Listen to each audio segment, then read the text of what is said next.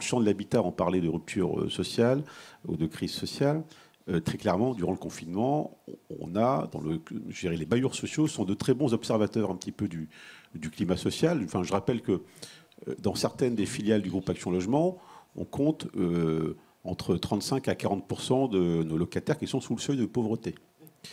On compte également, enfin vous le savez très bien, nombre de nos logements, parfois qui sont situés dans les quartiers dits à difficulté, fruit d'une sédimentation historique. Donc on essaie d'être de bons observateurs un petit peu du pouls social sur la diversité des territoires. Ce qu'on a observé durant la période du confinement, c'est d'abord une vigilance très forte sur le paiement des loyers. Alors non pas que le bailleur social court après les loyers, il en vit aussi pour réhabiliter, etc. Mais c'est un indicateur. Et qu'est-ce qu'on a constaté? C'est qu'au début, il y avait une courbe assez timide d'impayés qui commençait à se traduire ensuite par des retards de paiement. Alors évidemment avec une mobilisation des bailleurs pour faire des reports de charges auprès de nos locataires d'ailleurs particuliers ou professionnels, parce qu'on a aussi des TPE, des PME qui sont locataires de nos locaux.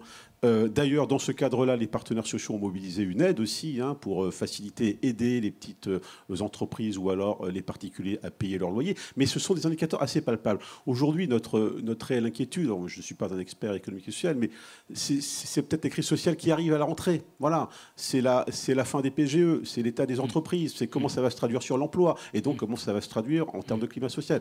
Et sur ce plan-là, il est clair que dans le secteur social, on est très, très attentif à l'accompagnement des ménages, parce que quelque part, même si on n'est pas responsable de tout, si je puis dire, comment dirais-je, quand on gère le logement, qui est le lieu intime par définition de vie, enfin d'une famille, d'un ménage et des enfants, on a une attention très très forte sur ce champ-là, et quelques inquiétudes, il est vrai. Voilà.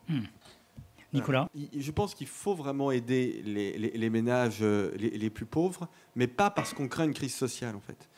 Je pense qu'il faut les aider d'une part parce qu'on peut considérer que c'est juste, ce sont eux qui ont le plus souffert et qui vont le plus souffrir, ça c'est tout à fait évident, je pourrais développer mais c'est tout à fait évident, mais il faut le faire aussi parce que c'est efficace économiquement. On est quand même dans une période, alors je vais un peu parler en macroéconomiste, mais où on a des problèmes d'offres et de demande et on risque d'avoir, même si la consommation pour l'instant se tient bien, mais on imagine quand même avoir ce qu'on appelle en macroéconomie une insuffisance de la demande ces prochains mois, peut-être ces prochaines années. C'est un peu ce qu'on voit quand on regarde les pays qui sont en avance du point de vue épidémiologique et donc du point de vue économique. On voit qu'il y a des problèmes d'offres, bien évidemment, et qu'au bout d'un moment, voilà, il y a une espèce de dépression de la demande.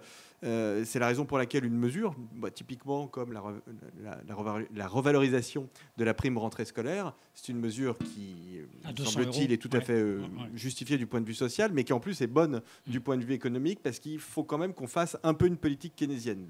La France n'est pas le pays dans lequel la politique keynésienne est la plus indiquée en général, mais là, pour le coup, en ce moment, je pense que c'est important de faire ça. C'était un doublement de la prime, c'est ça, oui, 200 à 200 euros. Et puis, in fine, ça a aussi un impact sur vous, parce que ça contribue à limiter l'ampleur de la récession, et donc tout le monde en bénéficie. Mais en revanche, je ne suis pas sûr que cette montée prévisible de la pauvreté, même si on essaie de lutter contre, soit un facteur de crise sociale. En fait, les économistes ont pas mal travaillé là-dessus, et ce qu'on voit quand on regarde un peu l'histoire, c'est que les crises sociales, elles se produisent plutôt en fait en période de reprise économique, c'est-à-dire à un moment où l'augmentation de la valeur ajoutée, ce qu'on appelle le PIB, permet justement de déclencher une espèce de bataille, de guerre pour capter la valeur. Et d'ailleurs, les Gilets jaunes, ça s'inscrivait dans une période, du point de vue économique, qui était plutôt favorable, en réalité, qui était plutôt une période de croissance et de baisse assez forte du chomage. En fait, il y a des velléités de demande de partage.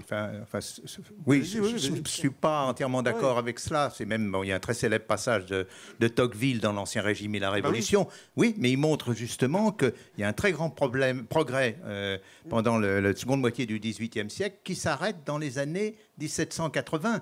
Et c'est au fond le fait que ce progrès n'ait pas continué qui a entraîné un très grand mécontentement. Et je pense dans la question, la question des Gilets jaunes est compliquée. Je crois que c'est plutôt une question d'ajustement fin du budget qui a joué. Mais il y a un peu de ça aussi, c'est-à-dire que la croissance française a quand même été relativement faible depuis, si on la ramène, par rapport aux anticipations qu'on avait. Mais là où je suis d'accord, c'est que les révoltes ne viennent pas des plus pauvres.